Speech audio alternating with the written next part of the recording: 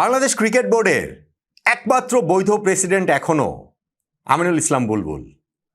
তামিম ইকবালের নেতৃত্বে 11 সদস্যের যে অ্যাডহক কমিটি তৈরি করা হয়েছে সেটা অবৈধ।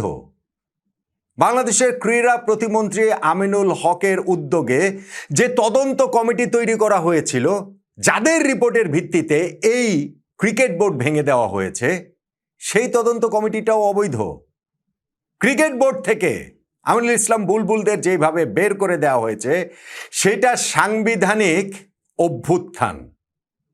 আইসিসির তাই এই বাংলাদেশ ক্রিকেট বোর্ডের ঘটনা প্রভাবে হস্তক্ষেপ করা উচিত। সেই হস্তক্ষেপের আহ্বান জানিয়েছেন আমিনুল ইসলাম বুলবুল ভাই। এই যে আমি যে কথাগুলো বললাম, এগুলো বুলবুল ভাইয়ের কথা। তিনি আজকে মিডিয়াতে একটা প্রেস রিলিজ পাঠিয়েছেন। মিডিয়াতে পাঠিয়েছেন বলতে জনে জনে পাঠিয়েছেন, তার তো আবার ব্লক লিস্টে অনেকে রয়েছে, আমিও ব্লক লিস্টে রয়েছে, ফলে আমার কাছ পর্যন্ত আসেনি, কিন্তু মিডিয়ার অনেকের কাছে তো পাঠিয়েছেন। নানান দিক থেকে এগুলো চলেই আসে। সেইখানটাতে সাদা কাগজে সই করা কোনো বিসিবির প্যাড ট্যাড নাই। ওইখানটাতে তিনি একটা দীর্ঘ স্টেটমেন্ট দিয়েছেন, যেই স্টেটমেন্টের মধ্যে এই কথাগুলো লিখেছেন। বুলবুল ভাই, দুর্দান্ত, দারুণ শট, চালিয়ে যান, আমি আপনার সঙ্গে আছি। কেননা আপনার বেইজ্জতি হওয়ার এখনো বাকি আছে।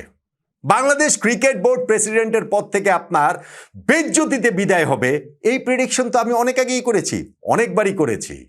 এই যে 2 দিন আগে আপনি বললেন যে বিসিবির একটা চেয়ার আঁকড়ে ধরে আপনি বসে থাকবেন, থাকতে তো পারলেন না। ওই বিসিবি প্রেসিডেন্টের চেয়ার থেকে উঠে গিয়ে মোটামুটি বিসিবির পেছনের দরজা দিয়ে পালিয়ে যেতে হয়েছে আপনার। কিন্তু সেইটাও যথেষ্ট বেইজ্জতি হয়েছে বলে আপনার নিজের কাছেই বোধহয় মনে হয়নি, যেই কারণে এইরকম একটা প্রেস রিলিজ আপনি পাঠাতে পারেন। এবং সেইখানটাতে আমার মনে হয় যেই ইঙ্গিত আপনি দিয়েছেন, যাদের কথায় আপনি নাচছেন, শেষ পর্যন্ত গিয়ে এই বিসিবি প্রেসিডেন্টের পদটা কি আপনি পুনরুদ্ধার করতে পারবেন? আমি তো অনেক কিছু নিয়ে প্রেডিকশন করি, এই ক্রিকেট বোর্ড নিয়েও প্রেডিকশন করেছিলাম, এইটা নিয়েও আমার একটা প্রেডিকশন আছে। দেখেন আমার সেই প্রেডিকশন মিলে যায় কিনা। আমিনুল ইসলাম বুলবুল ভাইরা যেই ক্রিকেট বোর্ড নির্বাচন করেছিলেন, তৎকালীন সরকারের ক্রীড়া মন্ত্রণালয়ের উপদেষ্টা আসিফ মাহমুদ সজীব ভুঁইয়ার ছত্রছায়ায় সেই নির্বাচনটা ছিল ভীষণ রকমের প্রশ্নবিদ্ধ। এবং সেই প্রশ্নবিদ্ধ নির্বাচনে তারা টিকে যেতে পারতেন কেবলমাত্র যদি 12ই ফেব্রুয়ারি এই বছর যেই জাতীয় সংসদ নির্বাচন হয়েছে বাংলাদেশে, সেইখানটাতে তাদের পছন্দের দল রাষ্ট্র ক্ষমতায় আসতো। যখন সেটা হয়নি, তখন বিসিবির ওই নির্বাচনটাকে ঘিরে এই ক্রিকেট বোর্ড যে টিকতে পারবে না, তা তো আমি বলেছিলামই, আমি অনেকবার বলেছি। আমি এটাও বলেছি যে এই ক্রিকেট বোর্ড 4 মাস মাত্র গিয়েছে, 4 বছরের মধ্যে আর 4 মাস টিকবে না, 2 মাসের মধ্যে ক্রিকেট বোর্ড ভেঙে দেওয়া হয়েছে। এবং সেই যে তদন্ত কমিটি তৈরি করে দিয়েছিলেন ক্রীড়া প্রতিমন্ত্রী আমিনুল হক, সেই তদন্ত কমিটির যেই রিপোর্ট, তার ভিত্তিতেই তো এটা ভেঙে দেওয়া হলো। এখন বুলবুল ভাই আইসিসির দ্বারস্থ হচ্ছেন। আইসিসিতে তিনি বহু বছর চাকরি করেছেন, আইসিসি এসে তাকে আবার বিসিবি প্রেসিডেন্টের চেয়ারটাতে বসিয়ে দেবে, এরকম একটা প্রত্যাশার জায়গা তার রয়েছে। আমারও প্রত্যাশা বুলবুল ভাই লড়াইটা করুন, বুলবুল ভাই নিজেকে নিরপরাধ প্রমাণ করুন। যেই প্রেস রিলিজটা তিনি দিয়েছেন, সেই প্রেস রিলিজের 3 জায়গায় অন্তত পক্ষে তিনি নিজেকে এখনো বিসিবি প্রেসিডেন্ট হিসেবে দাবি করেছেন। আমি আপনাদেরকে পড়ে শোনাই ওই জায়গাটা, না হলে এটা আসলে খুব ক্লিয়ারলি বোঝা যাবে না। যেমন ধরেন, তিনি ওইখানটাতে শুরুতে বলছেন statement from Aminul Islam Bulbul, president of the Bangladesh cricket board. শুরুতেই তিনি বলছেন যে বাংলাদেশ ক্রিকেট বোর্ডের প্রেসিডেন্ট আমিনুল ইসলাম বুলবুলের এটা হচ্ছে গিয়ে একটা স্টেটমেন্ট। এবং সেইখানটাতে তো রয়েছে, আপনি দেখেন একদম শেষে গিয়ে আবার তিনি বলেছেন একটা দীর্ঘ স্টেটমেন্ট, সেখানটাতে শেষে বলছেন Aminul Islam Bulbul remains the only legitimate president of the BCB until the high court rules otherwise. High court যদি অন্য কোনো রুল না দেয়, তার আগ পর্যন্ত তিনি এখনো বাংলাদেশ ক্রিকেট বোর্ডের বৈধ প্রেসিডেন্ট হিসেবে নিজেকে দাবি করেছেন। সেইখানটাতে তিনি সাইন করেছেন এবং সাইনের নিচে আমিনুল ইসলাম বুলবুল প্রেসিডেন্ট বাংলাদেশ ক্রিকেট বোর্ড, সেইটাও আসলে লেখা রয়েছে। 3 জায়গায় তিনি বাংলাদেশের ক্রিকেট বোর্ডের বৈধ প্রেসিডেন্ট হিসেবে নিজেকে দাবি করেছেন। বাংলাদেশের সব কিছুকেই তো তিনি চ্যালেঞ্জ জানিয়ে দিচ্ছেন। বাংলাদেশের সরকার, বাংলাদেশের আইন, বাংলাদেশের সকল কিছুকে এই বুলবুল ভাই চ্যালেঞ্জ করছেন, করেন, আমার কাছে মনে হয় এটা ভালো। বললাম না, বেইজ্জতির আরও বাকি রয়েছে। বুলবুল ভাই, আপনি তো বাংলাদেশ ক্রিকেট বোর্ডের বৈধ প্রেসিডেন্ট, তাহলে কালকে বাংলাদেশ ক্রিকেট বোর্ডে আপনি যান। আপনার যে ওই যে চেয়ারের এত খায়েশ, যেই চেয়ার ছেড়ে আপনি উঠবেনই না, সেই চেয়ারটাই গিয়ে আপনি আবার বসুন। কালকে আপনি বসুন, আমরা ক্রিকেট বোর্ডে কালকে থাকবো, আমরা দেখবো। মানে আমরা তো গণমাধ্যম কর্মী হিসেবে আজকেও ছিলাম, গতকালকেও ছিলাম, আগামীকালও থাকবো। আমরা দেখতে চাই যে আপনি আবার ক্রিকেট বোর্ডে, যেহেতু আপনি বৈধ প্রেসিডেন্ট বিসিবির, তাহলে ক্রিকেট বোর্ডে যান, গিয়ে ওই চেয়ারটাতে বসেন, বসে তাহলে আমরা দেখি যে বৈধ প্রেসিডেন্ট হলে ওই দাবির জায়গাটা তো আপনার অবশ্যই অবশ্যই রয়েছে। বেইজ্জতির অনেক কিছু বললো এখনো বাকি রয়েছে। এই যে আপনি এখানটাতে বলছেন যে যেই নির্বাচনটা হয়েছে, এই তদন্ত কমিটি নাকি নির্বাচনকে ঘিরে যেই তদন্ত কমিটি এনএসসি করেছে, যেইটা ক্রীড়া প্রতিমন্ত্রী আমিনুল হক ইনিশিয়েট করেছেন, সেইটা নাকি তিনি করতে পারেন না, এটা নাকি অবৈধ, এটা নাকি সাংবিধানিক অভ্যুত্থান হয়ে গিয়েছে, তাতে করেই তাদেরকে আসলে বের করে দেওয়া হয়েছে। বাংলাদেশ সরকারের ঊর্ধ্বে নাকি এই বাংলাদেশ ক্রিকেট বোর্ড? এনএসসি, আমাদের যে জাতীয় ক্রীড়া পরিষদ, তারই তো একটা স্পোর্টস ফেডারেশন এই বিসিবি, নাকি তারাই সব কিছুর ঊর্ধ্বে? তারা এনএসসির অধীনে কোনো কিছু না। ফলে এনএসসি যদি এইখানটাতে একটা তদন্ত কমিটি করে, সেইটা আসলে অবৈধটা হয় কিভাবে? আমার সাধারণ বোধে সেটা আসে না। বুলবুল ভাইয়ের অসাধারণ বোধ সেটাতে তাদের আসতে পারে, তার আসতে পারে।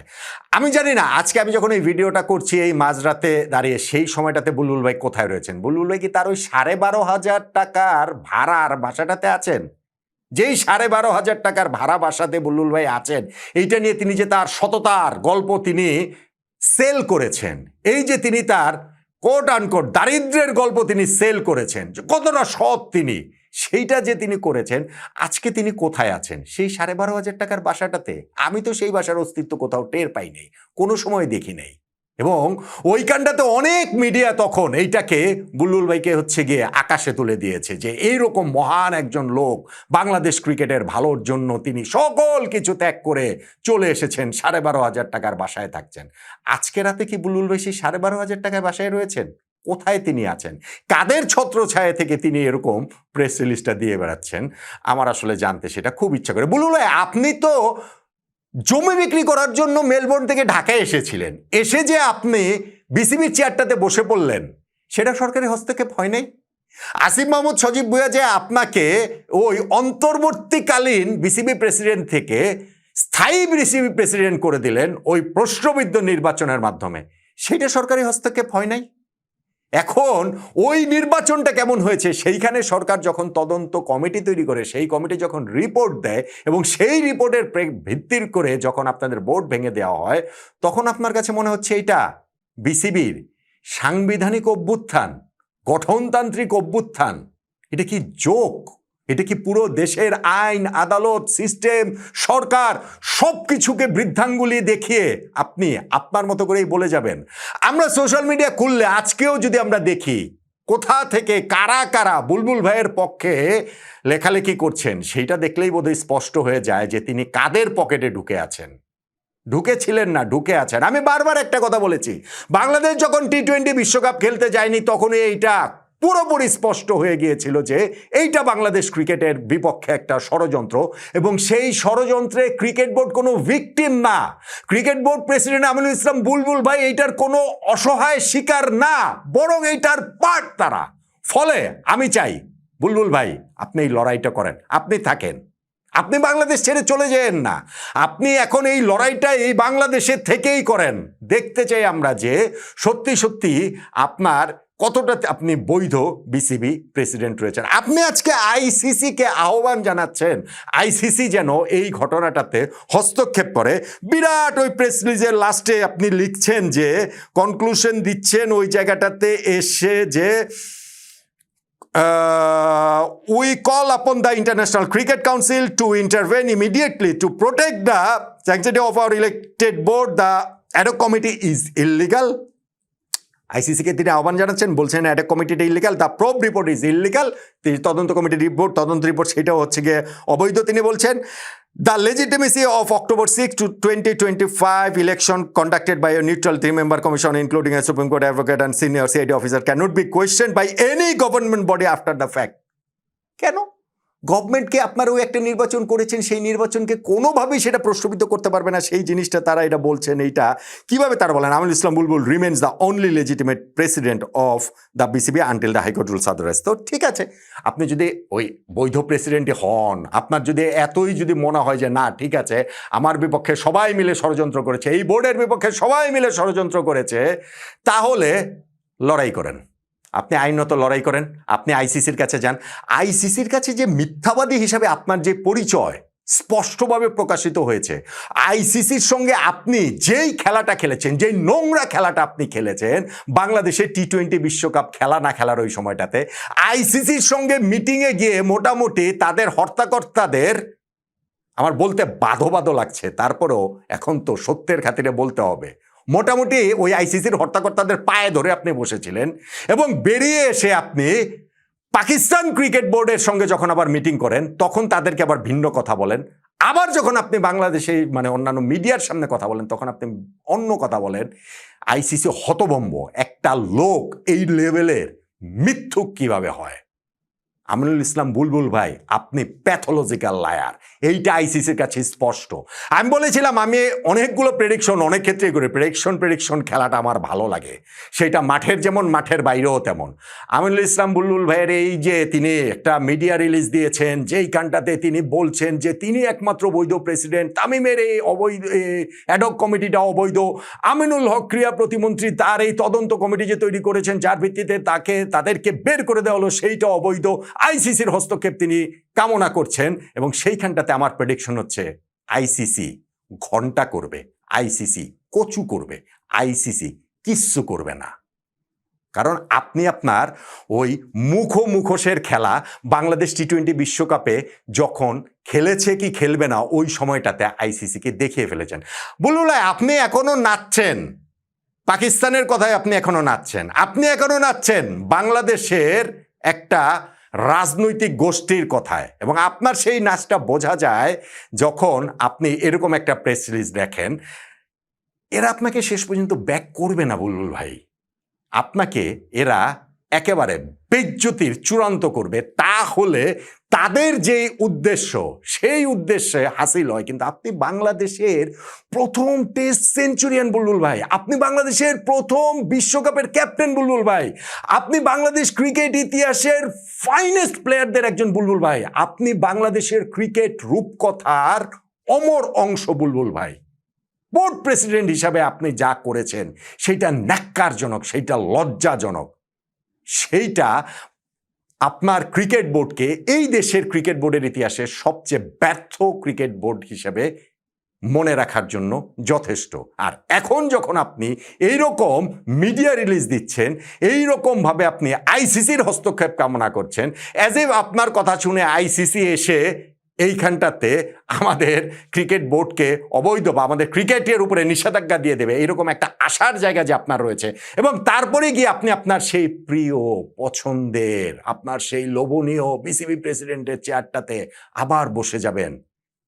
করেন না বুলবুল ভাই, আপনি করেন, আমরা আছি, আমরা সেটা দেখার জন্য রয়েছি। আপনি কালকে বিসিবিতে আবার যান, পরশু আবার বিসিবিতে যান, আবার বিসিবি প্রেসিডেন্টের রুমে যান, সেই চেয়ারটা আপনি দখল করে বসেন, আইসিসির সঙ্গে মেল চালাচালি করেন, পাকিস্তান ক্রিকেট বোর্ডের সঙ্গে আপনি পারলে আরেকবার গিয়ে কাইট ডিপ্লোমেসি করেন, মহসিন নাকভির সঙ্গে আপনি টেলিফোনে সারাক্ষণ বসে থাকেন, বাংলাদেশের ওই নির্দিষ্ট রাজনৈতিক গোষ্ঠী এবং সোশ্যাল মিডিয়া বাহিনী যে রয়েছে তাদের সঙ্গে আপনি তাদের পকেটের ভিতরে ঢুকে বসে থাকেন, কিন্তু আপনি যে একমাত্র আমাদের বিসিবির বৈধ প্রেসিডেন্ট সেইটা প্রমাণ করেন, সেইটা আমি দেখতে চাই। কিন্তু আমি বললাম না, আমার যে প্রেডিকশন, সেই প্রেডিকশন হচ্ছে আপনার বেইজ্জতি যথেষ্ট পরিমাণে হয়েছে। যেইভাবে আজকে আপনাকে ওই প্রিয় চেয়ার ছেড়ে বিসিবির পেছনের দরজা দিয়ে বেরিয়ে যেতে হয়েছে, ওইটাই যথেষ্ট বেইজ্জতি না। আপনার আরও চূড়ান্ত বেইজ্জতি যদি হয় তাহলে আপনাকে নিয়ে যারা এই খেলাটা খেলছে তাদের লাভ হবে, কিন্তু আপনার ইজ্জতের যদিও এখনো কিছু বাকি থাকে সেইটাও আর কিছু থাকবে না। ফলে বুলবুল ভাই এই খেলাটা খেলেন, এই খেলাটা আসলে আমি দেখতে চাই, এবং দেখতে চাই যে আসলে আমার এই প্রেডিকশনটা কতটা ঠিক হয় কিংবা না হয়। বলেছিলাম আপনার বেইজ্জতিতে বিদায় হবে, হয়েছে। বলেছিলাম ওই 12ই ফেব্রুয়ারি জাতীয় সংসদ নির্বাচনে 4 মাসের মধ্যে বিদায় হবে, 2 মাসের মধ্যে বিদায় হয়েছে।